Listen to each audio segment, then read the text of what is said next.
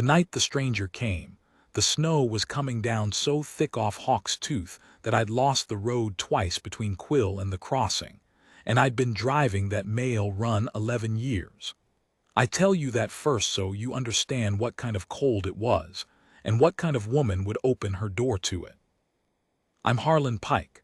I drove the coach and the mail box up the Calico Road 2 times a week in those years, and the one warm window between the town of Quill and the empty country north of it belonged to Naomi Carver, at the way station they called Stillwater Crossing. So I had a front seat to all of it. I didn't know that night I was watching the start of anything. I only knew my hands had gone to wood on the lines and I wanted her coffee. She heard the harness before I'd hardly stopped, and she was out on the porch with a lantern, the wind trying to tear it from her hand, hollering at me to bring the team into the lee of the barn before they foundered. That was Naomi. She'd worry over a half-froze horse before she'd worry over herself, and she'd worry over a stranger's horse before her own. "You're late, Harlan," she said, taking a bridle, leaning her whole weight into the storm with me. "Road's gone," I said. "Whole world's gone. I'd not have come but for the mail." "Then you'll stay till it shows itself again." She said it plain, the way she said most things, like the matter was already decided and only a fool would argue. I didn't argue. "You have to know what the crossing was to know what I'm telling you. It wasn't much. A long low log house with a sod-and-shake roof her father had built with his own hands, a barn, a string of stalls, a corral, a spring that ran sweet and never froze clear through, that was the whole of it, set down in a notch of high country where the Calico Road crossed the Stillwater before it climbed for the pass. Amos Carver had built it on a dream. That's the only word for it. He'd come up that country with nothing but a wife who didn't live out the first winter and a daughter who did, and he'd looked at that notch and that sweet spring and he'd said, "There will be a town here someday, and a road full of people, and they'll all need a warm place and a fed horse, and I'll be the man that gives it to them." He'd half-built the dream before the fever took him. Naomi finished the building and kept the rest alive alone. She was, that winter, maybe 27, though the work made her older and the way she laughed made her younger, and she ran that station the way her father had wanted it run. Every traveler fed whether his purse showed silver or showed cobwebs, every horse rubbed down, every bed clean. Folks paid when they could. A great many of them couldn't. She fed them anyhow. Which is a fine way to keep a dream, and a poor way to keep a ledger.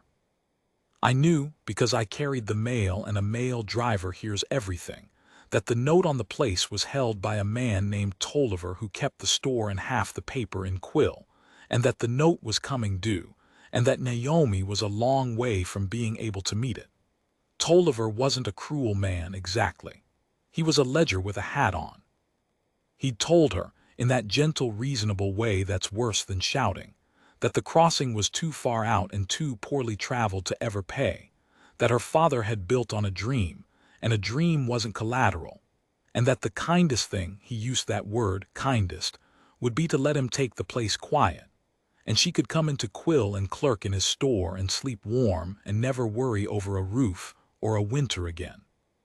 She'd thanked him for his concern. She'd said it just like that, with the corner of her mouth that meant the opposite. And she'd gone on feeding strangers her father's way, with the note coming due like weather you can see on the ridge and can't do a thing to stop. So that's where matters stood the night the stranger came. We just got my team bedded and ourselves stamping the snow off inside, and she'd put the coffee to heat, when something hit the door. Not a knock, a fall. The kind of soft, heavy sound a sack of grain makes off the back of a wagon. Naomi had the door open before I'd hardly turned, and there in the white blowing dark was a man down on the boards of her porch, one hand still up against the jamb where it had slid, snow already trying to bury him. He was a big man, or had been before the cold got into him. Long in the leg, broad through the shoulder, and so far gone he couldn't get up nor hardly speak. His horse stood spraddle-legged at the rail, head down, blown and shaking, and I knew at a look that animal had carried its rider the last mile on heart alone. "Get his feet," Naomi said. She had him under the arms already. We hauled him in. He was dead weight and ice to the touch. His coat, a poor thin town coat, no kind of coat for that country, frozen stiff as a board. We got him by the fire and Naomi went at him like she'd done it before, which she had, that being the kind of country it was. She had his boots off and his frozen coat off and his hands in a basin of cool water. Not hot, never hot. Hot would have cost him his fingers, and she knew it, talking to him low and steady the whole time, not soft exactly, more like a woman gentling a spooked horse. "You're at Stillwater Crossing," she told him. "You're indoors. You're going to keep every finger you came in with if you hold still and let me work. Don't you go to sleep on me.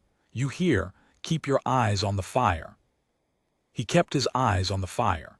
They were dark eyes, deep set, and even 3/4 dead with cold, there was something in them. I noticed it even then, that took the measure of a room.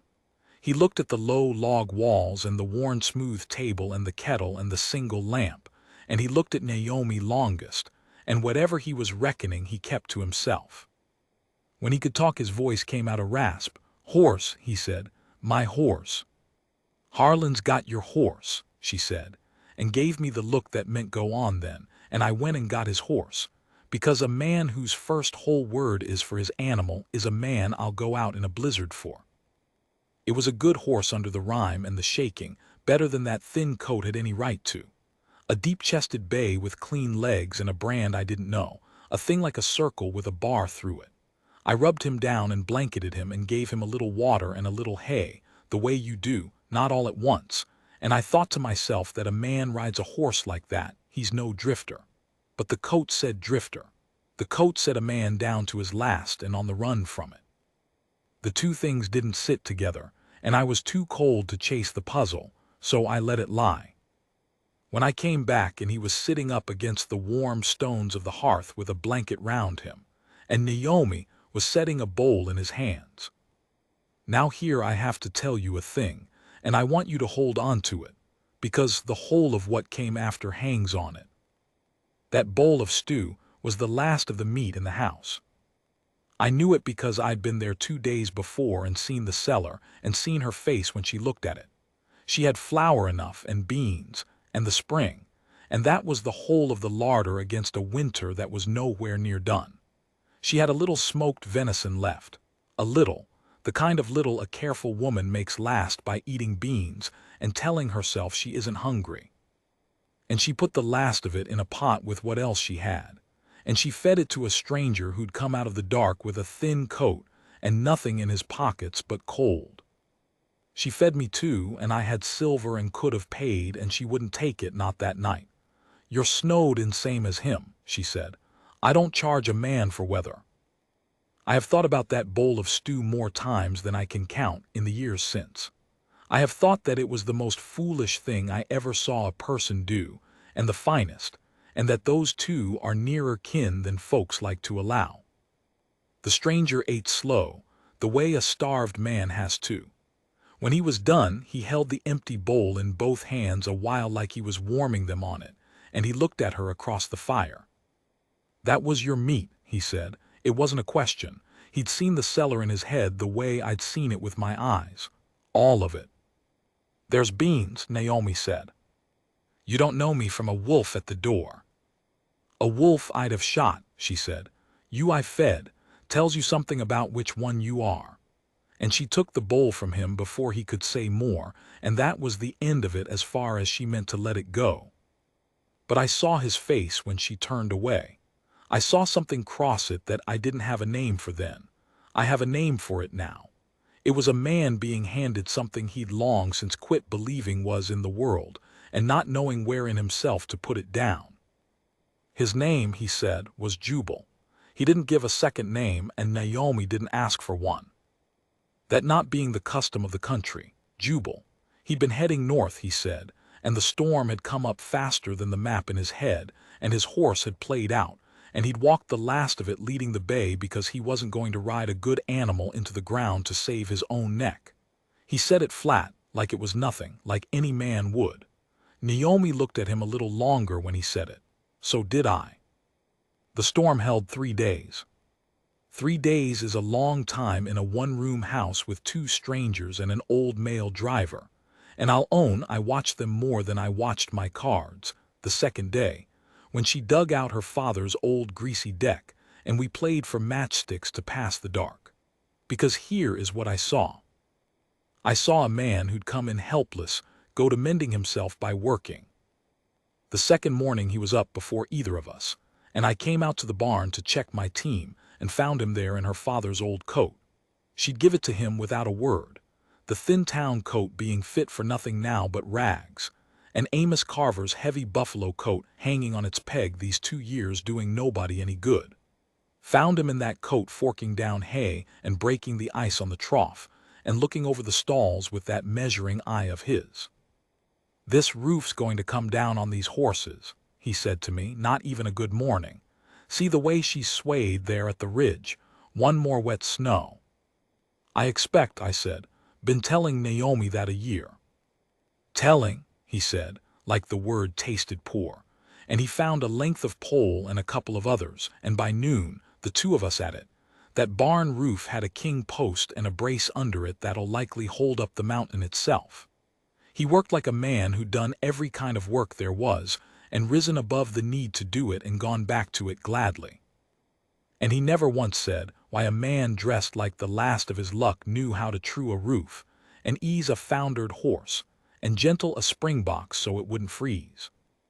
And I saw Naomi watch him do it. She tried not to. She was a guarded woman, and she'd been let down by the country and by men in it more times than she'd say, and she'd built around the dream a wall of work so high you couldn't see over it to whatever she wanted for her own self. But you can't share a one-room house 3 days with a man who carries in your water before you've asked, and fixes the thing you've been worrying over without being asked, and says thank you over a plate of plain beans like it was a feast, and not have some stone come loose in that wall. The third night the wind dropped, and the cold came down hard and clear and starlit the way it does after, and the three of us sat the last of the fire low, because the woodpile was a thing she was watching too. And Jubal, who'd hardly said a private word in 3 days, said one. "My wife used to feed every soul that came up the road," he said to the fire, not to us.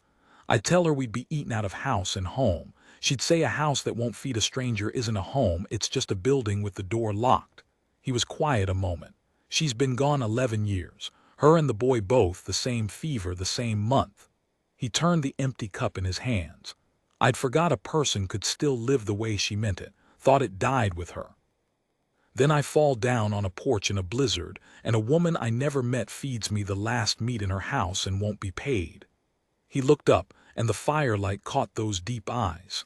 "You ought to know what you handed me, Naomi Carver. That's all I'm saying. You ought to know." I held my breath, sitting there in the corner with my cards forgot, because it was the nearest thing to a man laying his heart out that I'd heard in many a year, and I didn't know which way she'd jump. She didn't jump at all. That was Naomi. She looked at him steady across the coals and she said, "My father built this place on the notion that the road would fill up someday with people who needed it. Folks in town think that's a fool's dream. Maybe it is. But I figure if you're going to keep a place ready for the people who'll come, you'd best keep it ready for the ones who already did, even the ones with nothing." She poked the fire. "You didn't have a thing in your pockets, Jubal. You had cold and a good horse and a thank you. Most men, that's the order they run out of those. You ran out of the first two and never the last." She almost smiled. "That tells me enough." He looked at her like a man memorizing something. In the morning the road showed itself, a thread of trampled white winding down toward Quill, and I had a mail run to make and Jubal had north to get to, and there's no holding weather or men.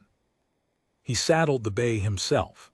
Naomi pressed food on him, a sack of beans, a twist of the precious flour, a few strips of jerky I knew she'd cut from her own short ration the night before when she thought we slept. He tried to leave coin. He'd found, somewhere in the lining of that ruined town coat, a few hard dollars, and he tried to set them on her table. She wouldn't have it. "I told you, I don't charge a man for weather." "This isn't for the weather, it's for the meat." The meat was a gift, she said, and there was iron in it now. You take coin for a gift and it stops being one. You want to do me a kindness, Jubal, you keep your dollars and you remember the place, and someday when you're warm and full and got a roof that doesn't worry you, you do the same for some poor soul down on his luck.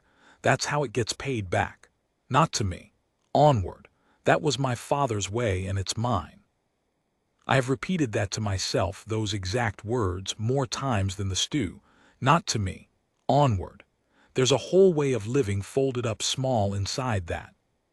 He stood a long minute holding the dollars.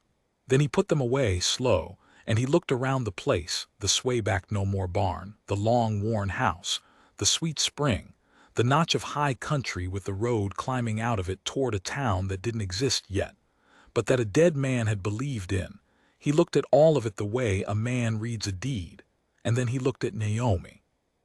"What's owed on this place?" he said, quiet. "What you need to keep it. Don't tell me it's nothing.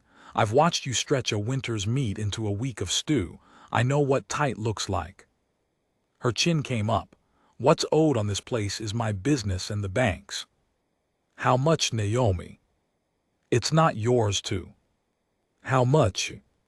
And maybe because she was tired, or maybe because 3 days had loosened that stone in the wall, she told him. The figure and the date it came due, which was hard upon us, and the man who held it. She told him flat and proud, like reading off a butcher's bill, daring him to pity her. He didn't pity her. He just nodded once like a man filing it where he'd find it. "That's a lot of money," he said. "I know what it is," she said. "You'll not make it, feeding the road for free." "I'll make it or I won't," she said, "and either way I'll have fed the road. That's the whole of the dream, mister. You don't keep a thing like this by squeezing it. You keep it by being the kind of place worth keeping." She crossed her arms. "I don't expect a man passing through to understand that."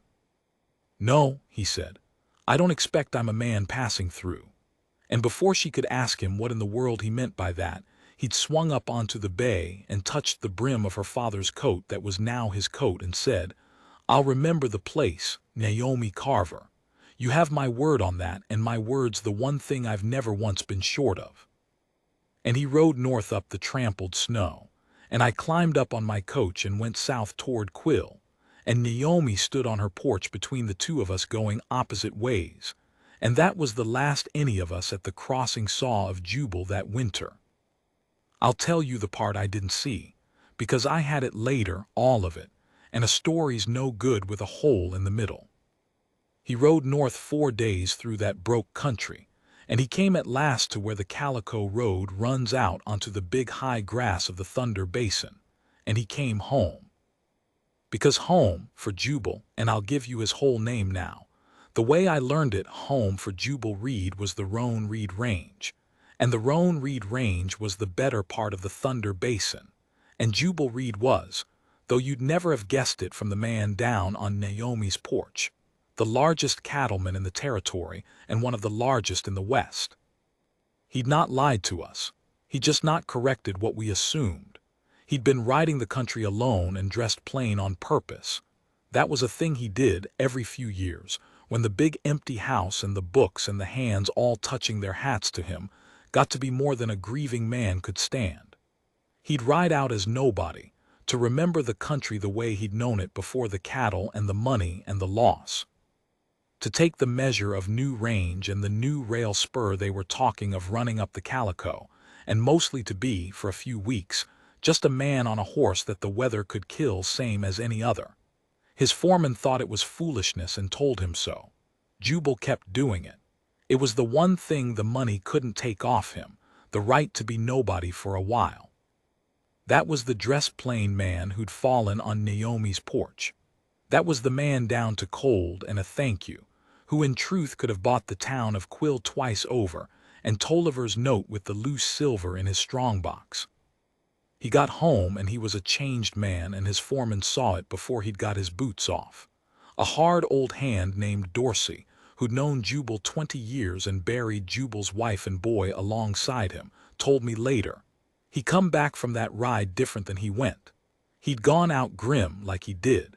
He come back like a man that found something he thought was burnt up in him. Wouldn't say what. Just went to the books that first night and was at them till the lamp burned out. And the next morning he says to me, "Dorsey, what do we know about a way station called Stillwater Crossing, and the road up the Calico, and a note held by a storekeep in Quill named Tolliver?" He'd remembered the place. He'd given his word, and his word was the thing he'd never been short of. But he didn't do the easy thing. That's the part I want you to mark, because the easy thing would have been the wrong thing, and Jubal Reed knew it. And the knowing of it is why this is a story worth the telling, and not just a tale of a rich man and a poor woman.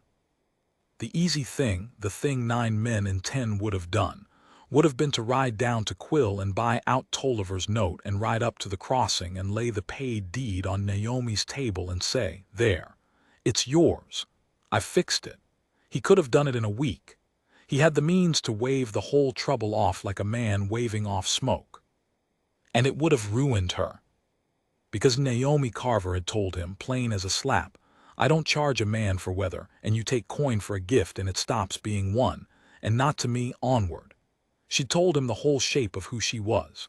She was a woman who would not be bought, would not be pitied, would not be rescued like a cat out of a well, not because she was too proud to be helped, but because the dream wasn't about the place. The dream was about the kind of person who keeps the place. Hand her a paid deed like alms and you'd have saved the building and killed the dream, and she'd have known it, and so would he. So Jubal Reed did a harder thing and a slower one and a truer one. He went to work. First he found out, quiet, exactly what the country needed. And it happened the country needed Stillwater Crossing more than Quill had ever let itself believe, because the rail spur they'd been talking of for years was no longer talk. Jubal, who sat on the very councils where such things were decided, knew it was coming, and knew it would come up the Calico, and knew that when it did, the notch at the Stillwater, that sweet spring that never froze, that flat ground, that crossing, was the one natural place on 40 miles of road for a town to grow. Amos Carver hadn't been a fool with a dream. He'd been a man who'd seen true a little before his time. The road was going to fill up with people who needed a warm place and a fed horse. Just like he'd said, just a few years too late for him to see it. Jubal saw it, and he saw a way to keep his word that would honor the woman instead of buying her. Now the spring. I'd carried, through the worst of that winter, the bad news up and down the Calico like I carried the mail, because a mail driver's the town crier of the back country whether he likes it or no. I'd watched the note come due. I'd watched Tolliver ride out to the crossing himself, gentle and reasonable and sorrowful, to tell Naomi the date was past, and the kindest thing now would be the clerking job and the warm room in town. I'd seen her stand on that porch and refuse to weep in front of him, and I'd seen her go inside after and not light the lamp for a long while, and I'd thought, sitting up on my couch in the cold, that I was watching a dream die the slow, quiet way dreams mostly die, with a reasonable man being reasonable at the door of it. That was a Tuesday. I remember because the Quill Road was froze hard and I made good time, and I told the story in 3 saloons that I'd seen old Amos Carver's place finally come to its end, and a crossing girl too stiff-necked to take a fair offer about to lose the lot of it. Folks shook their heads. Stubborn, they said, should have sold years ago. A way station that won't charge can't last. The country's no place for dreamers. You've heard it. Every country's full of it. What none of us knew, not me, not Tolliver, not Naomi sitting in the dark, was that 2 days before that, a rider had come into Quill in a good coat on a deep-chested bay with a circle and bar brand, and had sat down across the desk from Tolliver with a leather case and a way of talking that made the storekeep sit up straight and reach for his good whiskey. I had it from Tolliver himself, who told it on himself ever after with a kind of rueful wonder, the way a man tells about the time he near sold a gold mine for the price of the mule. "He didn't buy the note off me," Tolliver said. "I offered. I'd have sold it glad. Man like that, I figured he wanted the land for the spur, and I named a price to be rid of it. And he sat there and looked at me quiet, that one, but it's the quiet that's got the floor of a mountain under it, and he says, 'No, I don't want the note. I want you to do nothing with the note. I want you to hold it exactly as it stands and add not 1 cent of penalty and tell that woman nothing's changed. And I'll stand good for every dollar of it behind your back in writing, so you lose nothing and risk nothing, but she's to know none of that. She's to think she's holding the place herself, because she is. I'm just standing where she can't see me, in case the wind comes up." Tolliver had stared at him. "I don't understand you, mister. I'm handing you the deed cheap. Why in the world would a man pay to stand behind a debt and get no land and no credit and no thanks for it?" And Jubal Reed had said Tolliver swore these were the words, and I believe him, for they're of a piece with the man, because the woman fed me the last meat in her house in a blizzard and wouldn't take $1 for it and told me to pay it onward and not back. So I'm paying it onward. To her. In the 1 coin she'll take, which is none. And he'd stood and put on his good coat. Over, Tolliver noticed, an old buffalo coat too heavy for the season, a poor man's coat, that he wore underneath the good one like a man keeps a thing for what it means, and he'd gone out. So all that bitter spring, while Naomi believed she was holding the crossing alone by her fingernails, taking in the few travelers, stretching the beans, fixing what broke, never knowing the floor had been put under her, she was holding it. He'd only made sure the floor was there. He'd let her keep the keeping of it. That was the gift, and it was a finer one than a paid deed, and there's not 1 man in 100 would have had the sense and the heart to give it.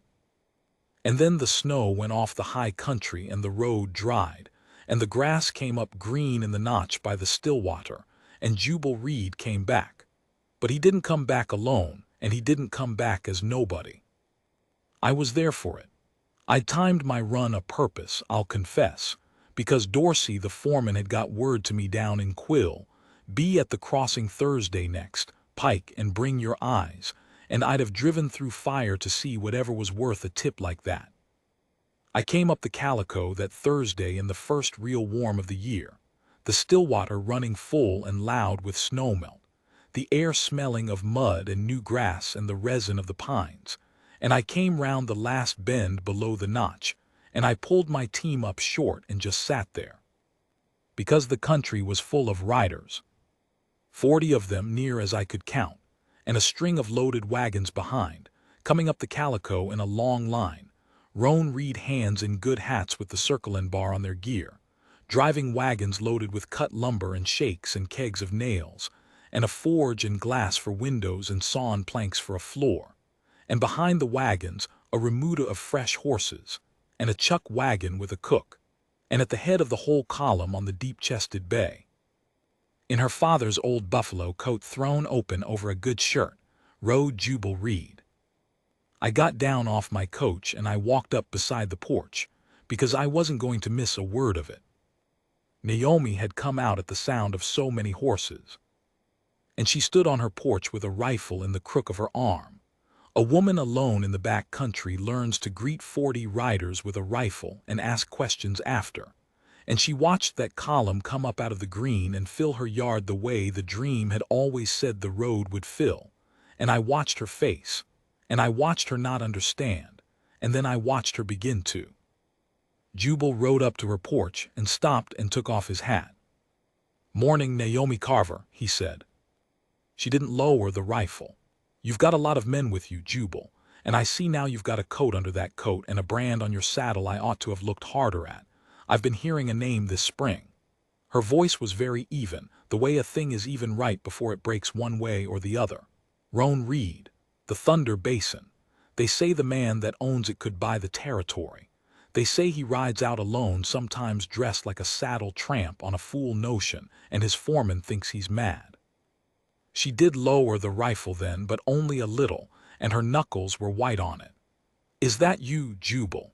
Did I feed the richest man in the country my last meat and let him pity me all winter? And here is the thing he did right, the second great thing after the floor under the note. He did not say no, it wasn't pity. He didn't argue with her hurt, which is what a lesser man does, and it never works.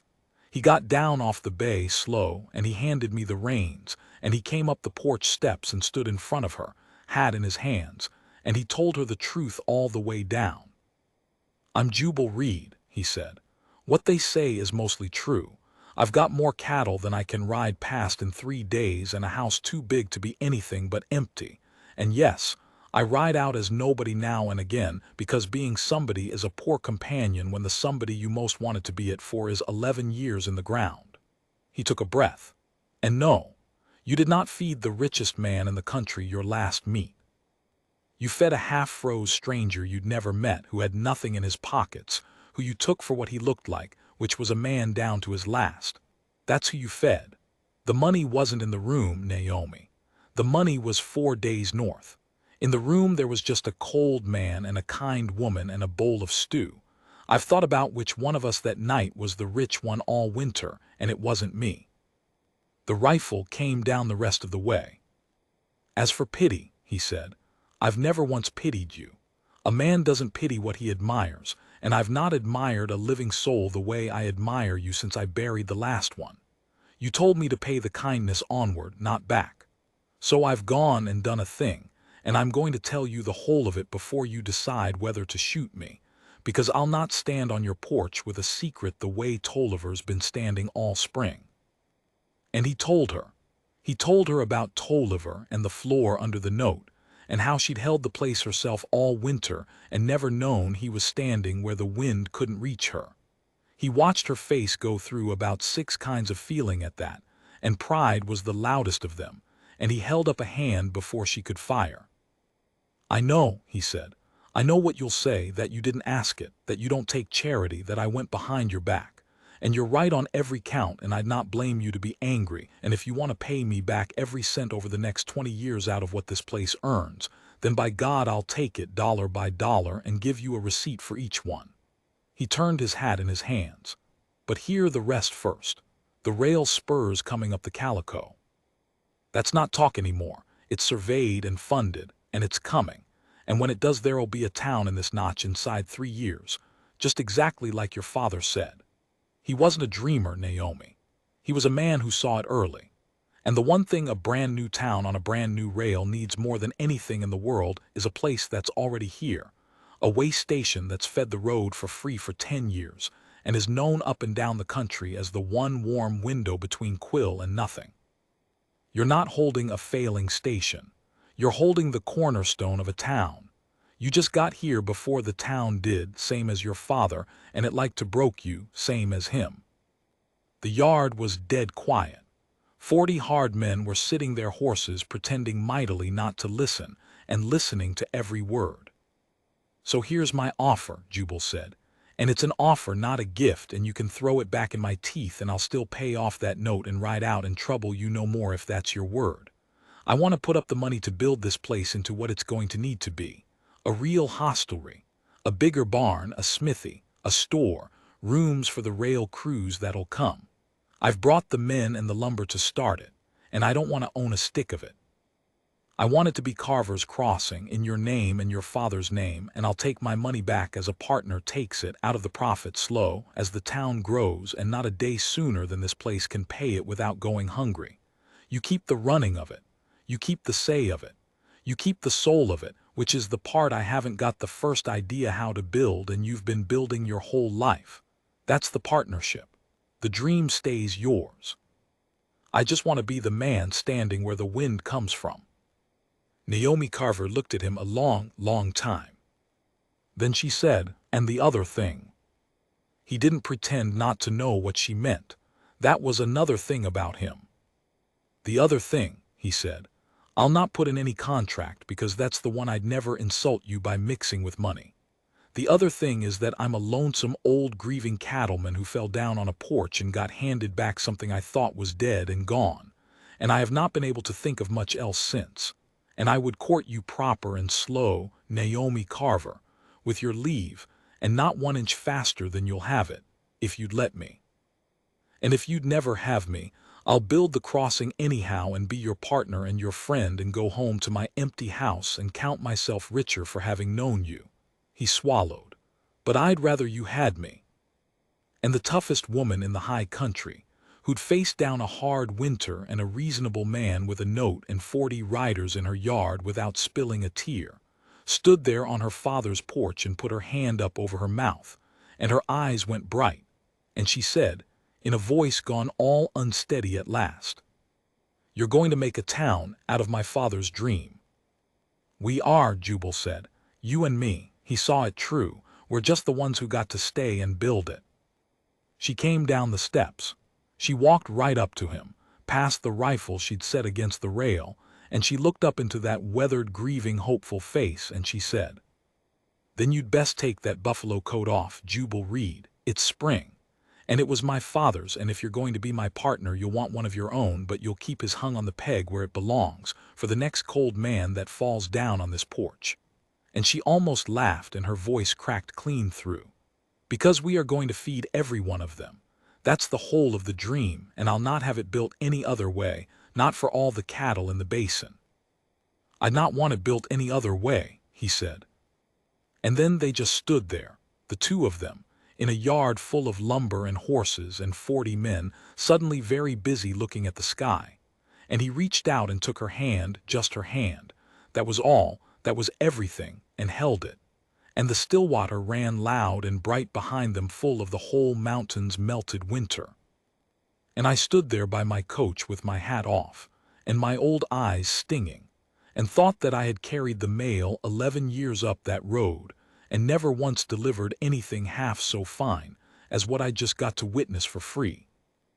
Now, I drove that road another 19 years, and I saw the rest of it come true, so I'll give you the end of it the way you give a man the warm bottom of the pot.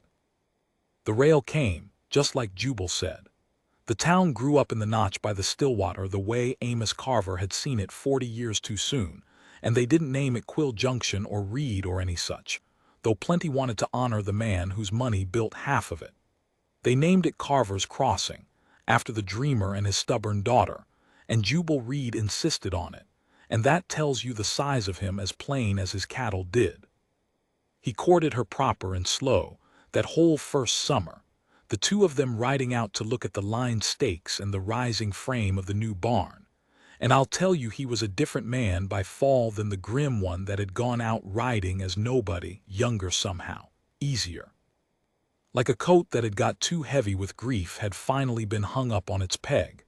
They married that next spring, a year to the month from the blizzard, in front of the half-built hostelry with the mountains still white at the top, and half the country came, and Tolliver gave the bride away and wept doing it, the old ledger, having long since become a friend.